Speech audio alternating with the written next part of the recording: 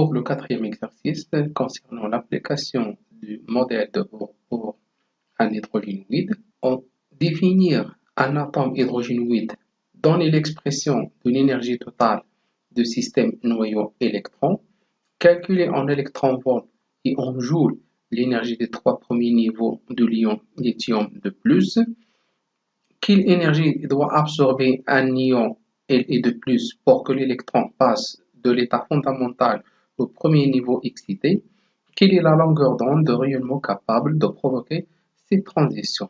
On donne Z pour le lithium est égal à 3, la constante de Planck c'est 6,62 à la puissance moins 34 joules seconde moins 1, la constante ou bien la vitesse de la lumière C est égale à 3 10 à la puissance 8 mètres seconde moins 1, un électron-volt est égal à 1,6 10 à la puissance moins 19 joules.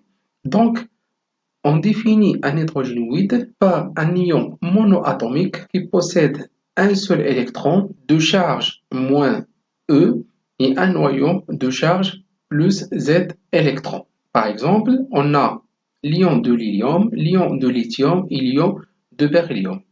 C'est-à-dire, l'ion de l'hélium il a un seul électron et deux protons. L'ion de lithium de plus, il a un seul électron et trois protons.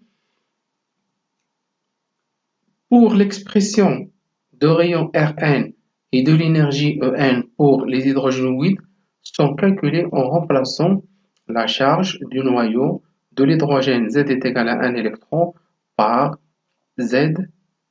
Alors, pour l'expression de rayon d'un atome de l'hydrogène, c'est Rn est égal à epsilon 0 h au carré n au carré sur Pm E à la puissance 2. L'expression de rayon pour l'ion hydrogénoïde, si Rn est égal à 0 n au carré sur Z, qui est égal à 0,52 fois n au carré sur Z. Pour l'énergie d'un atome d'hydrogène, c'est moins m e à la puissance 4 sur 8 epsilon au carré h au carré fois 1 n au carré. C'est-à-dire c'est l'énergie En est égale à moins 13,6 sur n au carré. Pour un ion hydrogénoïde, cette énergie c'est E1 Z au carré sur n au carré qui est égal à moins 13,6 Z au carré sur n au carré. Avec Z, numéro atomique, nombre de protons de l'élément chimique. N est un entier positif supérieur à 0 qui désigne le numéro de la couche électronique dans laquelle se trouve l'électron.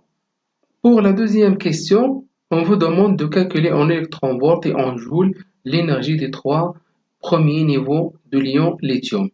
Alors, l'ion de lithium est constitué d'un seul électron et trois protons, c'est-à-dire Z est égal à 3. Selon l'expression pour les ions hydrogénoïdes, on sait que l'énergie En est égale à E1 fois Z au carré sur N au carré qui est égal à moins 13,6 Z au carré sur N au carré. Et l'énergie de l'électron sur le niveau N, donc c'est 3 au carré fois moins 13,6 divisé par N au carré qui est égal à moins 122,4 sur N au carré. Le premier niveau d'énergie, N est égal à 1, on a E1 qui est égal à moins 122,4 électron-volts qui est égal à moins 195,8 10 à la puissance moins 18 joules. Le deuxième niveau d'énergie, N est égal à 2, donc l'énergie E2 est égale à moins 30,6 électron-volts qui est égal à moins 4,9 10 à la puissance moins 18. Et pour le troisième niveau d'énergie, N est égal à 3, donc E3 est égal à moins 13,6 électron-volts qui est égal à moins 2,18 10 à la puissance moins 18 joules. Pour convertir l'unité électron-volt en joules, on sait que la relation entre ces deux unités, c'est que 1 électron-volt est égal à 1,6 10 à la puissance moins 19 joules. Et pour la troisième question, on veut déterminer l'énergie absorbée par l'ion La+, pour que l'électron passe de l'état fondamental au premier niveau excité. Donc, l'énergie absorbée est égale à E1 moins O2 qui est égal à moins 30,6 moins 122,4 qui est égal à 81,8 électrons 8. Par la suite, la longueur d'onde de rayonnement capable de provoquer cette transition, on sait que la variation d'énergie est égale à h nu, qui est égale à hc sur lambda. Puisque h est exprimé en joules seconde moins 1, il faut convertir la variation d'énergie en joules. Et par la suite, la variation d'énergie est égale à 146,88 10 à la puissance moins 19 joules.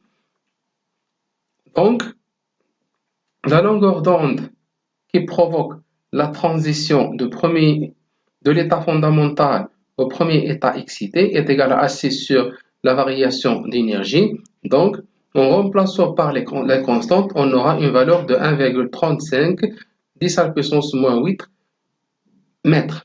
Et merci pour votre attention.